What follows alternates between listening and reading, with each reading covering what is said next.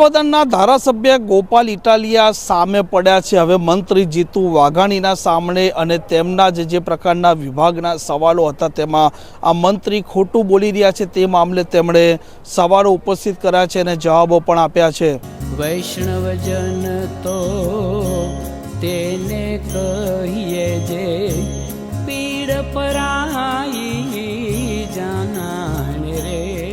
નમસ્કાર, આપ જોઈ રહ્યા છો નવજીવન ન્યૂઝ અને હું છું આપણી સાથે તોફિક ગાંચી। જે નેતાઓ જે ધારાસભ્યો સત્ર બહાર અનેક પ્રકારના સવાલો ઉપસ્થિત કરતા હોય છે, જ્યારે વિધાનસભા સત્રની શરૂઆત થાય છે તે સમયે આ જ સરકારને આ જ વિભાગના મંત્રીઓને પ્રશ્નના સ્વરૂપે તેમના પાસે જવાબો માંગતા હોય છે અને ત્યાર પછી આ ધારાસભ્યો વિપક્ષના છે તે સરકાર અને મંત્રીના સામે પણ અનેક પ્રકારના સવાલો ઉપસ્થિત કરતા કહે છે કે મંત્રી ખોટા જવાબો આપી રહ્યા છે। જે પ્રકારે ડુંગળીનો મામલો છે, ડુંગળી સહાયનો તેમણે પ્રશ્ન પૂછ્યો હતો અને રાજ્ય સરકારે સ્વીકાર્યું પણ હતું કે ખેડૂતોને સહાય કરવા માટે ડુંગળીની એક યોજના ચાલી રહી છે, પરંતુ તેમાં પણ રાજ્યની સરકાર ખેડૂતોના સાથે મસ્કરી કરી રહી છે તેવી ટિપ્પણી કરી હતી ગોપાલ ઇટાલિયાએ। અને તેમણે જે પ્રકારે હાઉસમાં સવાલ પૂછ્યો હતો તે મામલે મંત્રી દ્વારા તેમને શું જવાબ આપવામાં આવ્યો છે તે મામલે તેમણે વાત કરી છે।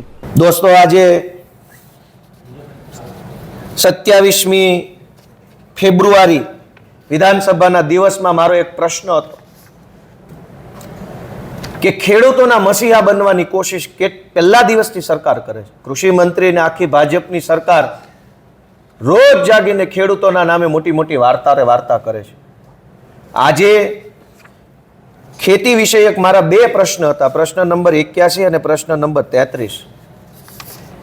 એમાં અમારા ભાવનગર જિલ્લામાં અને મારા વિસાવદર મત વિસ્તારના વડાલ અને ચોકી આજુબાજુના પંથકમાં ડુંગળીનું બહુ મોટા પ્રમાણમાં વાવેતર થાય છે અને ભાવનગરની અંદર રાજુલા, તળાજા, મહુવા એ પંથકમાં ડુંગળીનો ખૂબ મોટું વાવેતર થાય છે અને મહુવા તો ડુંગળીનું મોટું હબ છે। આજે મેં કૃષિ મંત્રી પોતે ભાવનગરના છે। જૂઠ બોલે કૌવા કાટે, પણ આને તો કવાય ન કાટે, નહીતર કવાય મરી જાય, કૌવાને હડકવા થઈ જાય, એટલું બધું જૂઠું બોલે છે। કાગડાને હડકવા ઉપડે। મેં એવું પૂછ્યું કે સરકારમાં ડુંગળી પકવતા ખેડૂતોને આર્થિક સહાય આપવાની યોજના અમલમાં છે? તો કૃષિ મંત્રીએ પાડી હા કે છે તો ખરી। તમે પૂછ્યું કે તો પછી કેટલા ખેડૂતોને ડુંગળીની અંદર તમે સહાય ચૂકવી? તો કે કોઈને નથી ચૂકવી। લ્યો કરો મજા, યોજના છે, અમલ નથી, દેવાનું કંઈ નથી, તો આ બજેટ ક્યાં ફળવાય છે? હમણાં ગયા વર્ષે ડુંગળી પકવતા ખેડૂતોને માવઠાનો માર લાગ્યો, અનેક ખેડૂતોની ડુંગળી પલળી ગઈ, ડુંગળી આખી ઉપાડી લીધેલી, ગોડાઉનમાં પડી હતી એમાં પણ સડી ગઈ, યાર્ડમાં પડી હતી ત્યાં સડી ગઈ, ખેતરોની અંદર પાથરા કરીને રાખ્યા હતા ત્યાં ડુંગળીનો બગાડ થયો। ખેડૂતોએ આશા વ્યક્ત કરી કે સરકાર અમને કંઈક મદદ ટેકો કરે અને સરકારે ડુંગળી પકવતા ખેડૂતોની મશ્કરી થાય એવું એક પેકેજ જાહેર કર્યું કે સરકાર ક્વિન્ટલે 1 રૂપિયો સહાય આપશે। હવે 1 રૂપિયાની તો બીડી આવતી નથી, 1 રૂપિયાની સહાય કેવી હોય? બીડી લેવા જાઓ, ચાર ભાઈ શિવાજી, છત્રપતિ સંભાજી, જે કાંઈ બીડીની આખી બ્રાન્ડો બનેલી છે, એ બીડી આવતી નથી 1 રૂપિયાની। સરકારે 1 રૂપિયાની સબસિડી જાહેર કરી ડુંગળી ઉપર।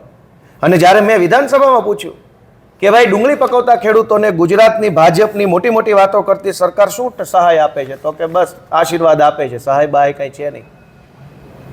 તો આટલું દુઃખ સાથે કહેવું પડે કે ગુજરાત રાજ્યના ખેડૂતોના નામે ચરી ખાતી આ ભાજપની સરકાર ખેડૂતોને કંઈ દેવાનું આવે ત્યારે દેતી નથી। ખાલી ભાષણ આપે, જાહેરાત આપે, ઉપદેશ આપે, ફોટા આપે, કાર્યક્રમો આપે, પણ ખેડૂતના ખિસ્સામાં 4 રૂપિયા આપવાની આ ભાજપ સરકારની કોઈ દાનત નથી। આ પ્રકારના સમાચાર માટે નવજીવન ન્યૂઝની આ ચેનલ સાથે જોડાયેલા રહો। નમસ્કાર।